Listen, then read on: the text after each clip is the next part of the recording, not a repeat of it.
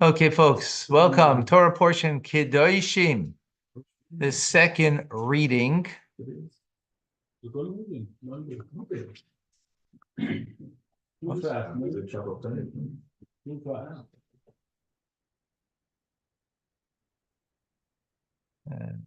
Again. Second reading. We are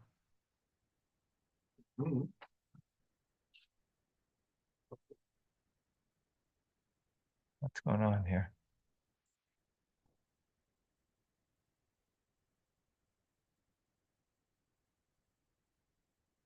Okay.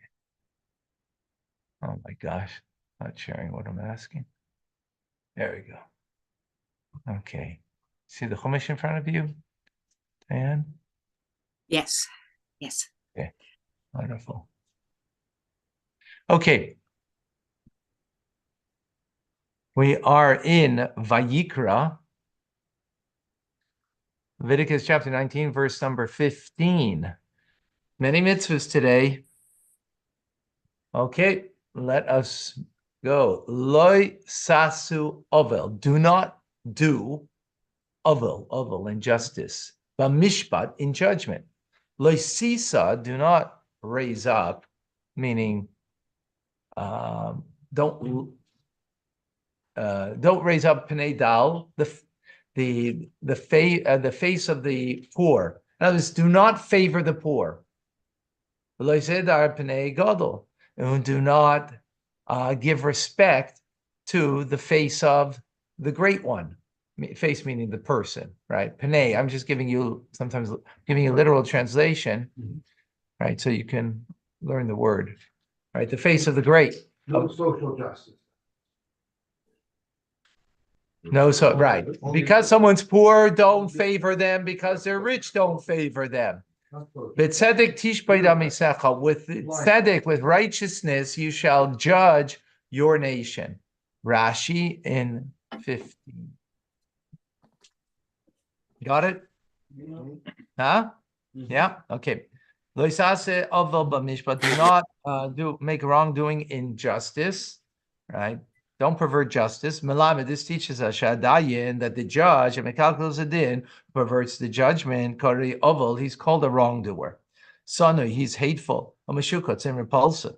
Cherem, he's banned. Let's say Eva is an abomination. Sha'oval Kari to Eva, because wrongdoing is called an abomination. Shenemar, as the verse says later on in Dvarim, Kisa Evas Hashem. Kol Eise Oval. It is an abomination to God, whoever does wrong, whoever perverts justice. V'hata Eva, and the abomination, Kori Sheketz, is also called repulsive. The Cherim, it's also a person who's banned as a result. Shenema Laki Loisavitza Eva al Beisecha, as the verse says, do not bring an abomination into your home, Yisa Cherem Kamayu, lest you be banned like him. Sheketz Isharkosenu, treated as a repulsion. So he's just all the words that he brought. Why Rashi has to do this, I'm not certain. Why he has to bring in all those words and prove from other verses that is not here in this verse that it's all of these disgusting things. Okay. Next. Loisisa Pnei Dal. Do not, sisa means to uplift, meaning to, in context, means to favor the poor person. Shalai Seymar, you shouldn't say, Ani Huzeh, this guy's a poor guy, Nebach, you're being empathetic towards him, right? And in any case, the rich guy who's in court with him in a litigation, he's obligated to provide this person livelihood. As Genabadin. So what am I going to do? I'm going to make a verdict in favor of this poor guy. Benimsa, what's going to come out? Nisparnes bin Nikias, he's going to get livelihood in a clean way, but in other words, without shame, without resorting to dishonesty, because he's going to get in judgment, even though that might not be the proper judgment. Clear? Do not honor the great man. You shouldn't say the judge, this person's rich. Ben Gedalim Huzeh. This is he's a son of great people. In other words, he's got noble ancestry. How can I humiliate by ruling against this individual? And he will and see his humiliation. In other words, it's not right that I should humiliate him in front of me. That's terrible. I shouldn't do that. And then so there is a punishment for the matter. I would be punished for doing such a thing. The if it said that you should not honor a great man. Right. In other words, don't pervert the justice, because he's a great person, and he shouldn't be embarrassed in front of me or in front of others even. It said with righteousness you shall judge your fellow. As it sounds, right? Simple. Another explanation. Dan is chabercha. You should judge your friend to the scale of merit, which was this week's Pirkei Avos. In other words, when the nature of his conduct is questionable, give him the benefit of the doubt. Wow. So blind justice, not social justice. Right. That's interesting. How does Rashi get that from here? I guess because the first part says, don't do something unjust. So B'tzedek, Tishba, it sounds like it's a repetition. So the alternative explanation is no, give him the benefit of the doubt. How exactly he gets it from those words? Not certain. Yeah, good. The tzedek doesn't mean benefit of the doubt. I'm sorry. Tzedek means righteous. So how do you get it from those words, giving the benefit of the doubt? Okay, next, 16. Leiselech Rachel. Do not be a selech. Do not go Rachel, gossip monging. Amongst your people. Leisamid al damre echa. Do not stand by the blood of your friend, right? Your fellow. Ani Hashem, I am Hashem. Okay, what does this mean? Rashi. Leiselech Rachel. Do not go about being a gossiper. Ani Omer, I say, Al Shem Shekol Mishalche Midonim, because all of those who instigate bad will, Mitzapre Lashon Hara, and who relate Lashon Hara, malicious talk, negative talk, Holchim Bebate Reyehim, what do? They go to their friend's home, the Ragel Ma Yirura, to spy out on them, to see what they're doing. What bad are they doing? Or what they're going to hear bad from, right? Listen, in order to give over the news in the marketplace and others to spread it in the public forum. These people that he just described are gossipers, right? Those who go about spying, right? Old French, espenia, espemen, espemen. Espion. Okay. It's quite older. Yeah. Huh? It's quite old. It's quite old. Yeah. In other words, it's not modern French. It's so French. This is not the Right. today French. Now he wants to bring a proof that this is what it means over here about gossiping. Right. In other words, finding information, spying about to get information, right? In order that you can now share it, So what's the proof? Because we don't find the word rachilis, gossiping. That's not used with the term halicha, going. In other words, taking it from one place to another, right? Right? That's what our verse is saying. Selech means to go about with the gossip. We have in Jeremiah, it says, who go gossip, right? As strong as copper and iron. Again, the word go is there, right? Ushar lashon hara. and all other malicious negative talk. And Kasubay Halicha doesn't have the word going in it. For example, when it speaks about slander, right? It doesn't use the word going. It just says in secrecy. Lashon Remiya, a treacherous tongue. Again, it doesn't use the word going. Lashon Midaberes Gedela is a tongue that speaks haughtily. Therefore, I say, Shahalashon, Lashon Holchem Ragel, this terminology that our verse is talking about, right? Hailech, Rachel, goes, going and spying, right? Shakaf nechlefes begimel. The chaf is interchangeable over here with a gimel. Shekol oishis, because all the letters shemaitzim b'mokem echad that have their source from the same place, meaning they form the same organ of speech, mitzchalefet zu b'zu.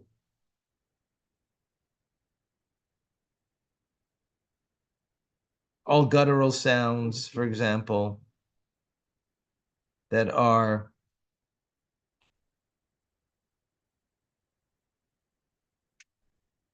letters of the palate, letters of the tongue,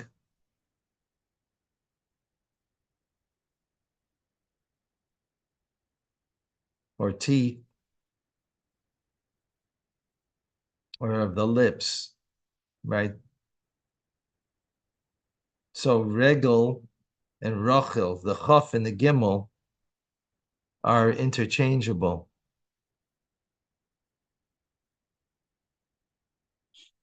Because they're letters of the palate. There's a relationship between them. Okay? I don't know if you got that. So they're interchangeable. So he gives an example. Base with a pay. Base with a pay and with a vav. Gimel, the chaf, the kuf. And a gimel with a chaf or a kuf, because they are palate letters. In other words, it takes the palate, primarily the palate, to express the gimel, the chaf, and the kuf. Okay. Benun belamed, nun with a lamed, tzevre, zayin b'tzevre, reish for the zayin with the tzevre, chen b'yiragel ba'avdecha, that he slurred your slave.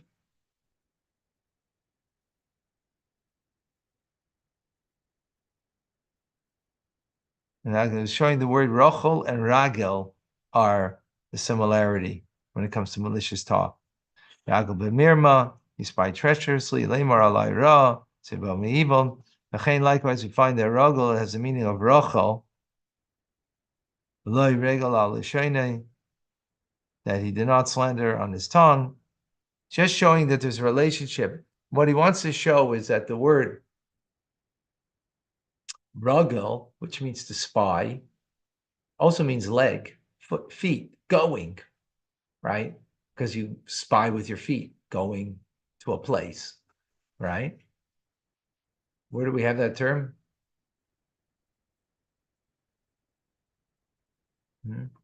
Ragel is ours. When it came to the spies, they're called spies.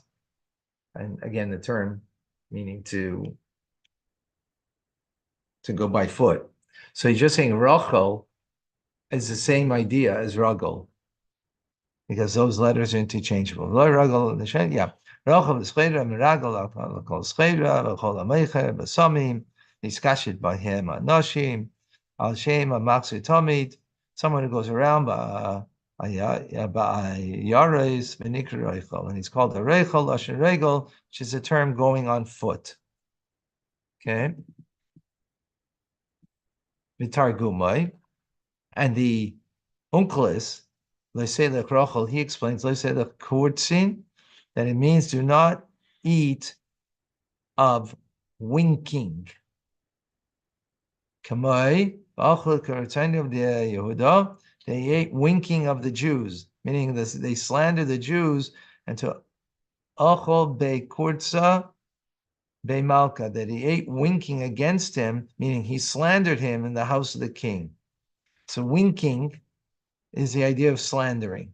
Nir Be'einaim, Shahaya Mishpatam, that there was a practice, Lechol, that people would eat the base of Mikabel, the Dibreim Shuma Lata, some mouthful of in the house of the one who received the words of gossip, who Gemar Chizuk, and this is a sign of final affirmation. Shedvora mikuyamim, that his words are authentic.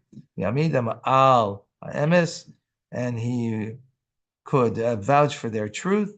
Esa halot, and that mouthful nikras achilas kurtzim, is eating of winking. Lashon kurtz be'einav, expression. He winks with his eyes. Shekain derech kol hochi rachel. This is the way of the gossipers. Likras be'einayim, that they wink with their eyes. Limros divrei rechilusam, to communicate the gesture of the words of gossip. Shel yaviu shar hashemim, so that other listeners should not understand. Right? When do you wink to somebody? When you want that person to understand something that the others shouldn't understand. What are they understanding? Something negative that's being, a gossip that's being told. Right? So that's how Unkelis translates it. Different than Rashi, right? Oh, okay. Next Rashi. Lo samoid al dam re'echa. Do not stand by the shedding of your fellow's blood. L'reisa b'misosoi, to view his death. Ata yochol atzilan. You're able to save him.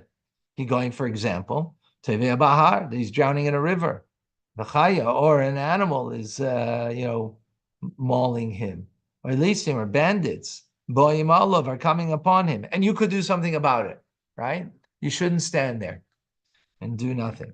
Ani Hashem, I am Hashem. Why is that saying? Nema l'sham schar, I will be faithful to pay reward, v'nema l'para, and to exact payment. In other words, since this is something in the heart of the person, right? Could you save that person or not save that person, right? It's not necessarily obvious. So this is something that God will be taking payment or giving reward.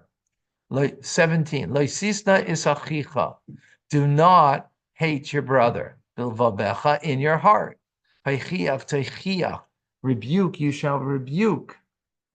Esamisecha, your people, your fellow of your people. Loisisa alav chet. Do not hold up upon him any sin. That is, don't bear any sin on his account. Rashi, what does it mean? So he just said, don't hate him in your heart. You have to rebuke him, right? But don't bear any sin in your heart upon him. Meaning, you're now going to rebuke him, right? Be careful when you rebuke him that you shouldn't embarrass him in public. Okay. Leisikaim means do not take nakama, revenge. Leisitar, do not guard that hatred. In other words, don't bear a grudge. As b'nei amecha, the children of your nation, meaning your fellow Jew, and you should love your friend as yourself. Translates sometimes as neighbor, but that's an incorrect translation. Re'acha means a friend. I mean, your neighbor could be your friend, right? But literally means your friend. Kamoicha, as yourself. And Hashem, I am Hashem. Rashi in 18. You shouldn't take revenge. One man said to another, lend me your sickle. His friend said to him, the other said to him, love, no, I'm not going to lend you. The following day, the second guy came to the first guy, and he said, lend me your hatchet.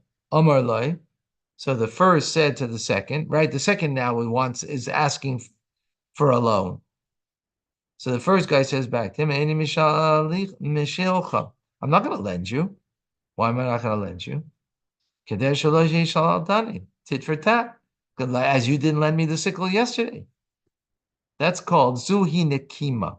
That's called taking revenge, right? You're taking revenge. You didn't do good to me. I'm not going to do good to you. Hey, by the way, who does that? All human beings. Torah tells us you're not allowed to do it.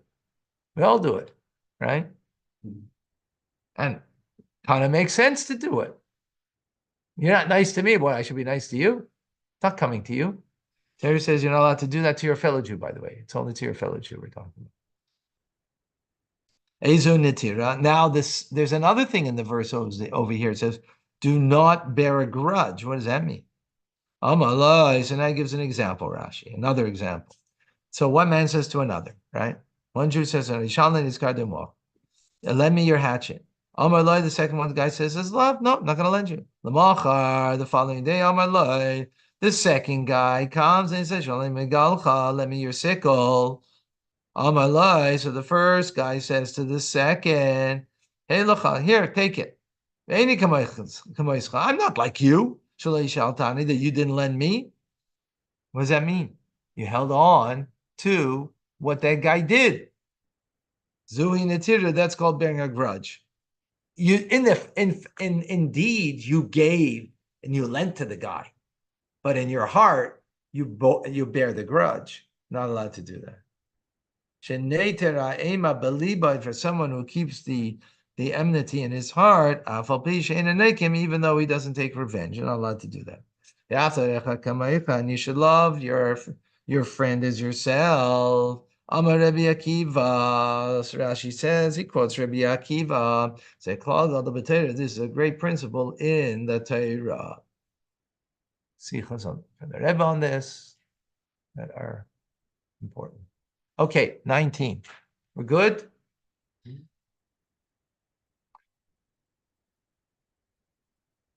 My statutes, tishmeru, you shall observe.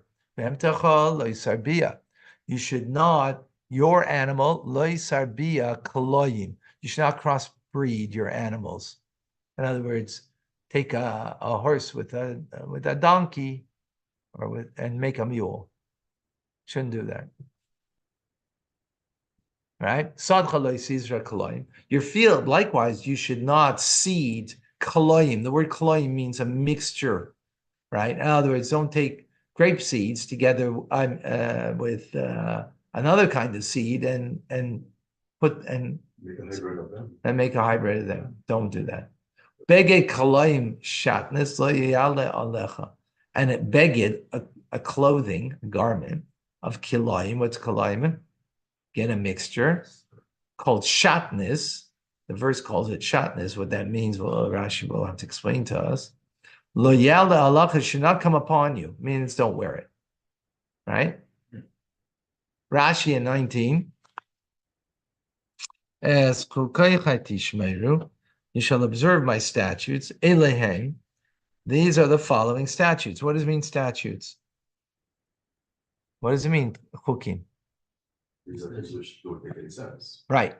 That are not logical. They're not logical, right? So these are them. That you should not mate an animal with another species.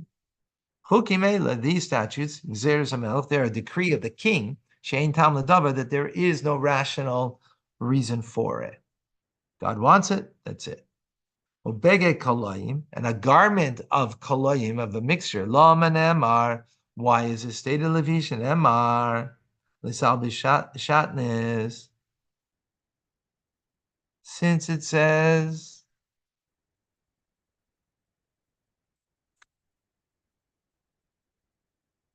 that you should not wear shatnez. Semer upishtim yachta, meaning wool and linen together. Yochel, I might think, lo yilbash, that he may not wear it. He's in semer, shearings of wool, and pishtan, and bundles of linen fibers. Talmud Laimar, verse says, beged. In other words, I might think that, like, in other words, to carry on me, let's say I'm carrying wool, and a bundle of wool and a bundle of linen, right? I might think I'm not allowed to do that. Got it? Why could you just repeat that? If you have two separate bundles, you cannot take them together. You might think that.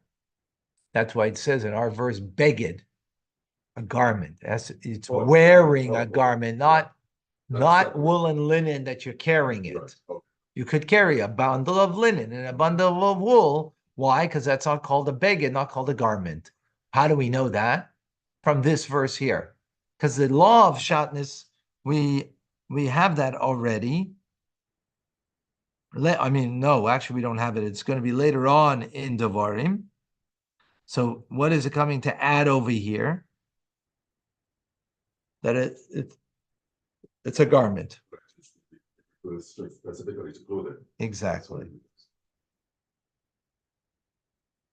Talmud Leimar Beged.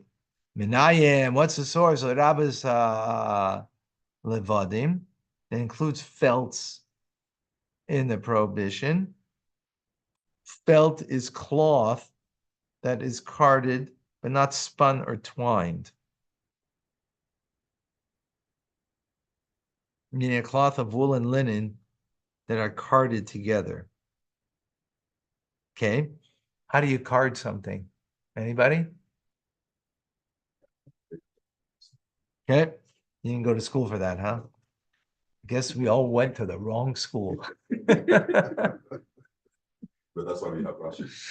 Yeah, but what does it mean? You gotta still go to school. Okay. So Imerani nudes, twined, lashon davar, animal v'shalzer zeh im zeh, something that's rolled or twisted together, chaber, to bind it together, and in Old French, mistour. Kamai chazin legan zoye de isbahim, that they are fit to be withered ones that are inside them. Sha'anam vashim lashen kimush, that we interpret as meaning withering. In Old French, flestra. Lashen shatnez, the word shatnez means, Perish Menachem explains, meaning combining wool and linen together. That's what the word means. Okay, let's go to verse 20. The ish, ki ishkav is isha, a man, when he lies with a woman, shifcha zera, and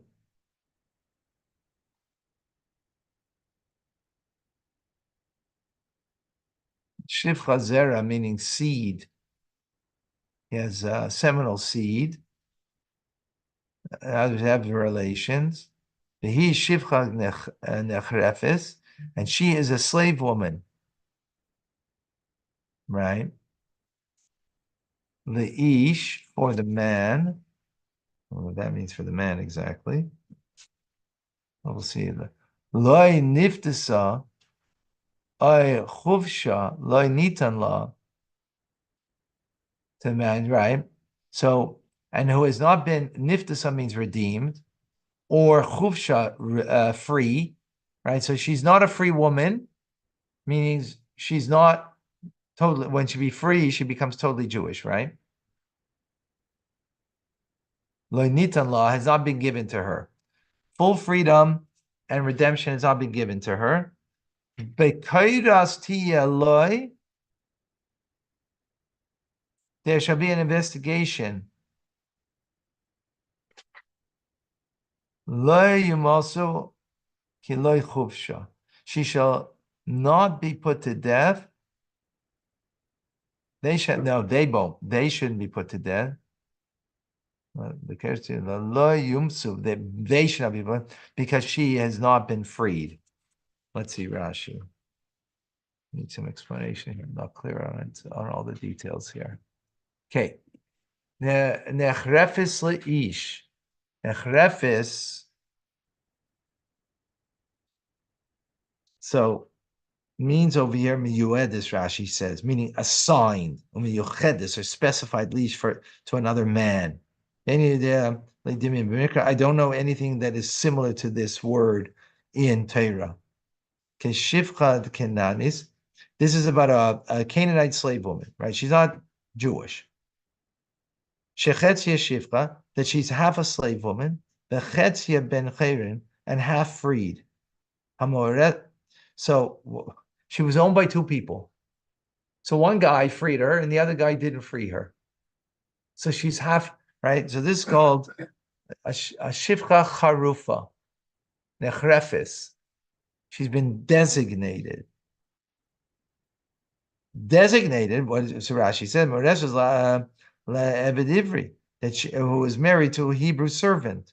Shemuter b'shivcha, because the Hebrew servant is permitted to have relations with a Canaanite slave woman, because of Medaber, as the verse speaks about. Right, that was in Parshas Mishpatim, if you remember, in the book of Exodus, in the very beginning of that parsha, we spoke about slaves, and one of the things is that the Hebrew slave says, I don't want to leave my master because he was given a second wife, right, who was a Canaanite slave woman, who's a Canaanite slave woman is like partially, she's not Jewish, but partially because she has to keep all the negative commandments, right? And when she gets freed, she becomes Jewish. So a Hebrew servant is permitted to have relations with her. That's what we're speaking about over here. So she's been designated, right, to this Hebrew servant, and she's, remember, half a Canaanite slave and half free. The hefta loy nivdasa, she's not been redeemed, peduya, the ena peduya, she's redeemed and not redeemed. Some pidjain, redemption without qualification, because of meaning through money. In others, she was redeemed from her servitude because she was being paid for, right? Or freedom, bishtar, through a document. Two different ways for her to become redeemed and freed. V'kairis tiya, there shall be an investigation here. He loikish, he gets lashes. V'loihu, but he doesn't. Does Rashi get that from this?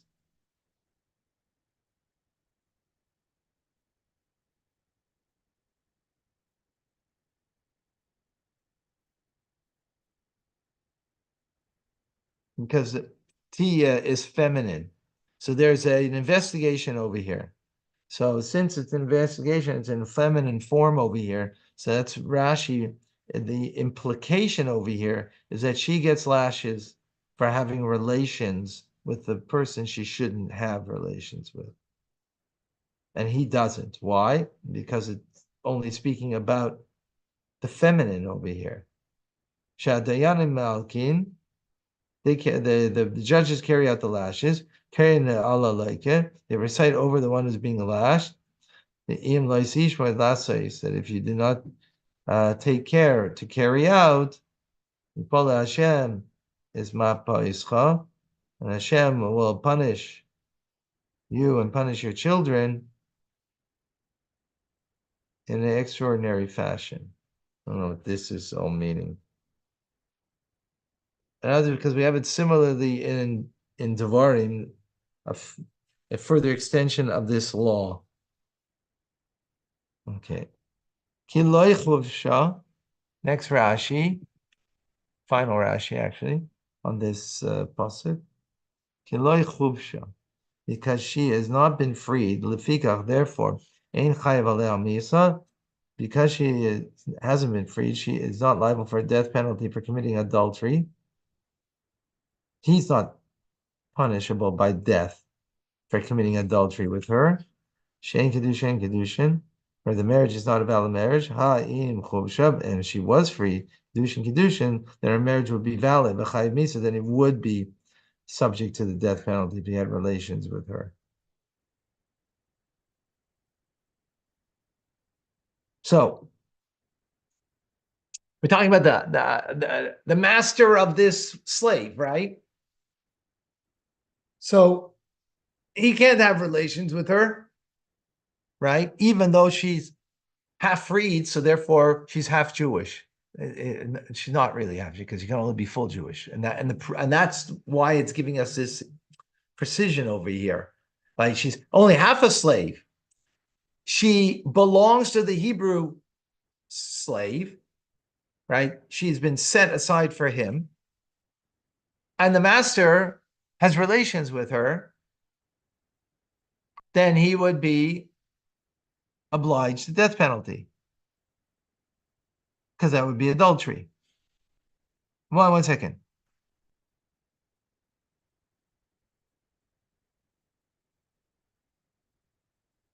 No, 1 second. He isn't liable to the death penalty.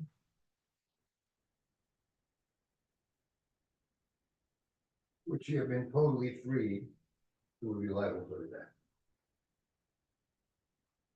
Why would he be? Why can't he marry her? She's Jewish then. Because she's already engaged to another man, a Hebrew slave. Yeah, but if she was freed, I guess he could marry her, because then he marries her as Jewish, right? Right. She's right. Okay, so it's a very like she is half a slave.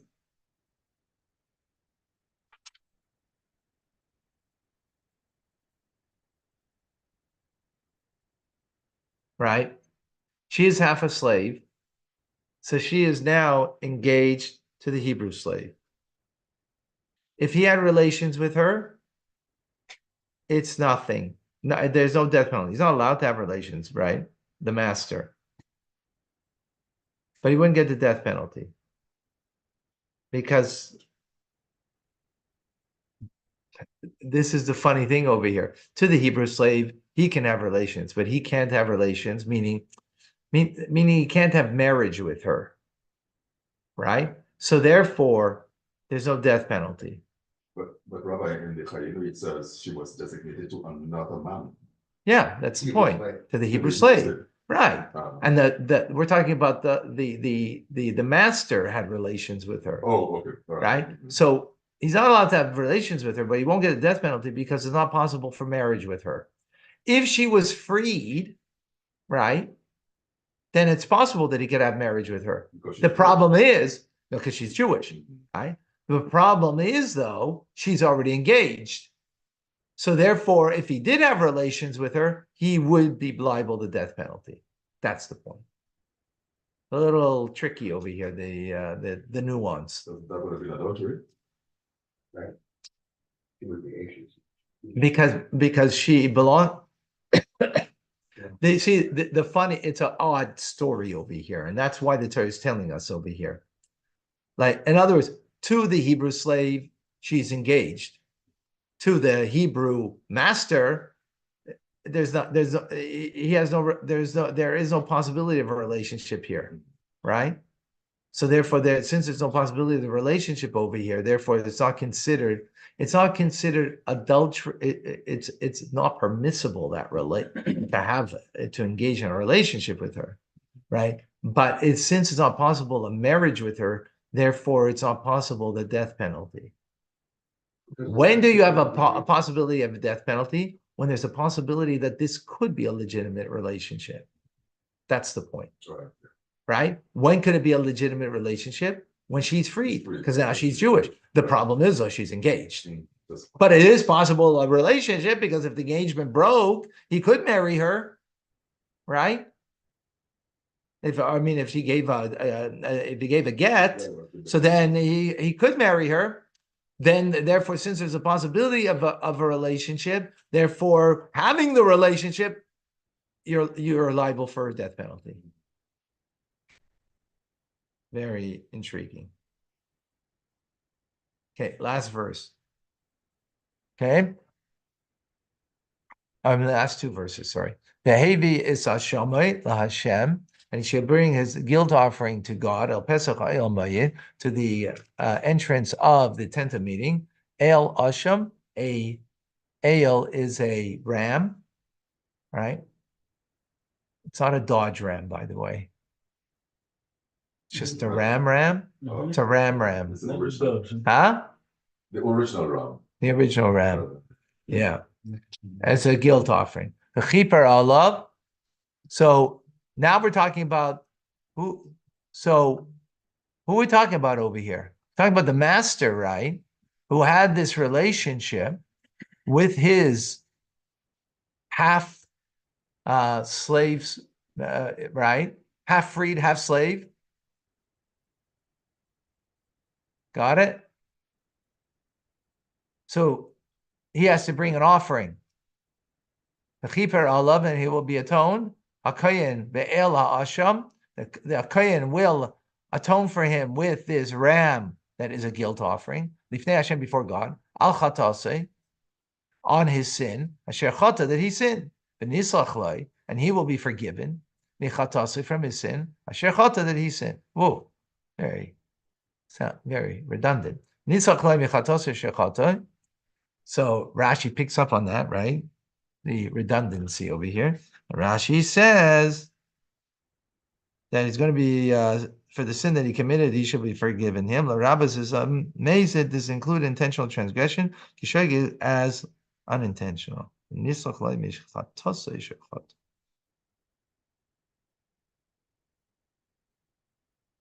Because apparently could have just said that he will be forgiven. Right? Why does it repeat? The teaches that not only one who had relations with a designated slave woman, right, without being aware of her status, brings a guilt offering, but even one who was fully aware would bring it. The Torah wouldn't have repeated this phrase. We thought that the guilt offering was be brought only by an unintentional transgressor for two reasons. Because all sin and guilt offerings are only for unintentional sins, right? We've learned this before. You only bring a guilt offering when it's unintentional, or a sin offering, right? If it's intentional, you don't bring an offering. Offering can't help. So here too, you might think that way. And because the word chay generally means unintentional. Since it repeats the phrase asher chata loy, asher chata, that he sinned, so it's redundant. So it's to include that he sinned intentionally, knowing her status, that he wasn't able to have relations with her, and nonetheless did. So he still has to bring this offering. Shh. Pretty powerful. Pretty powerful. Let's see for a moment something from the Rebbe, maybe.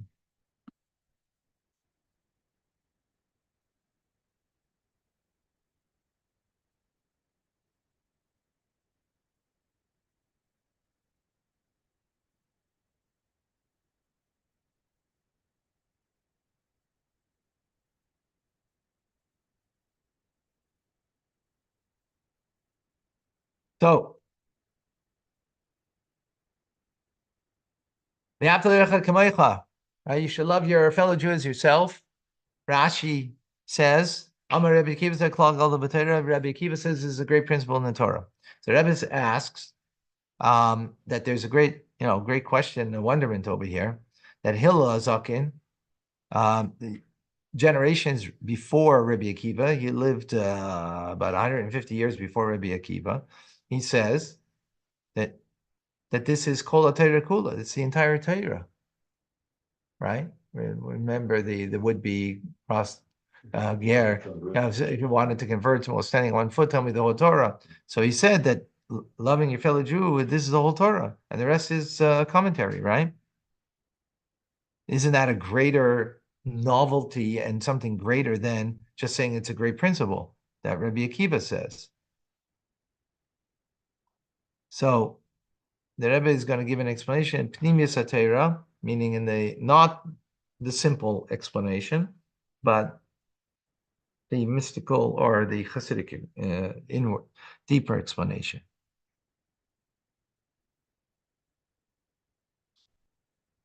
So our sages say that we know that the thought that God had of the Jewish people prefaced everything before creation.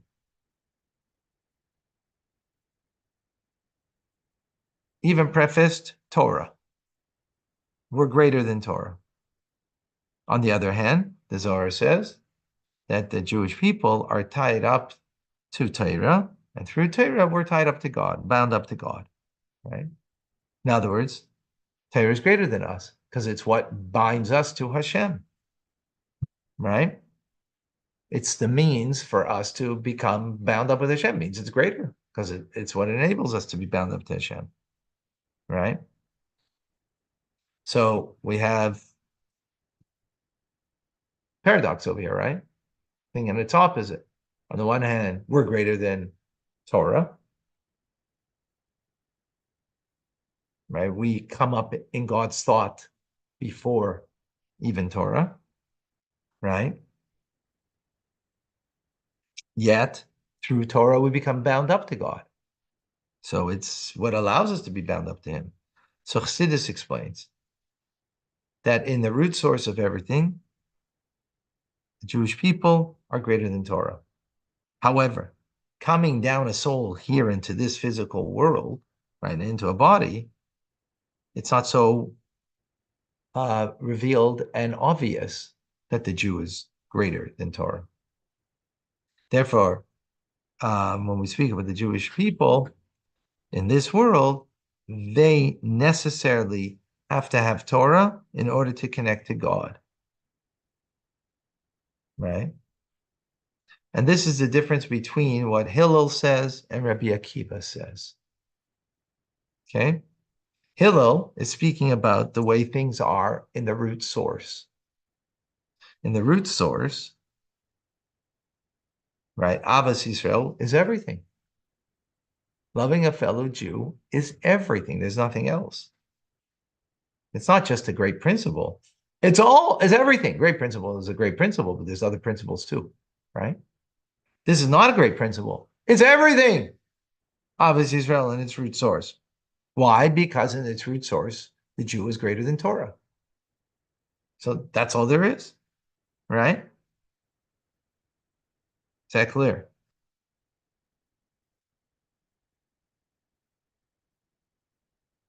Now, so we're speaking about the core, right? Rabbi Akiva, though, on the other hand, he's speaking about the mitzvah of Avos Yisrael the way it is in actualization. How do you actualize it? Avos Yisrael here in this world, right? In the day-to-day living. Therefore, Avos Yisrael is Kol HaTorah Kula, is the entire Torah. Klal Gadol, it's a great principle. Because in this, it's a great principle of the Torah. The emphasis is of Torah, right? In other words, through the Avos Yisrael that Torah is dictating, it's a great principle that a Jew needs to live by.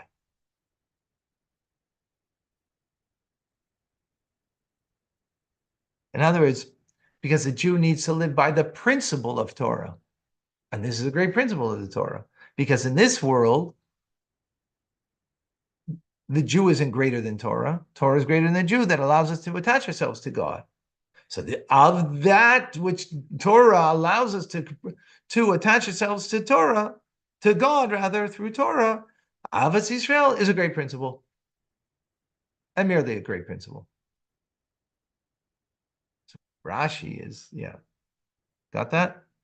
Very nuanced. No. Okay, I'm going to stop over here because we got time. Thank you, Rabbi. Thank you.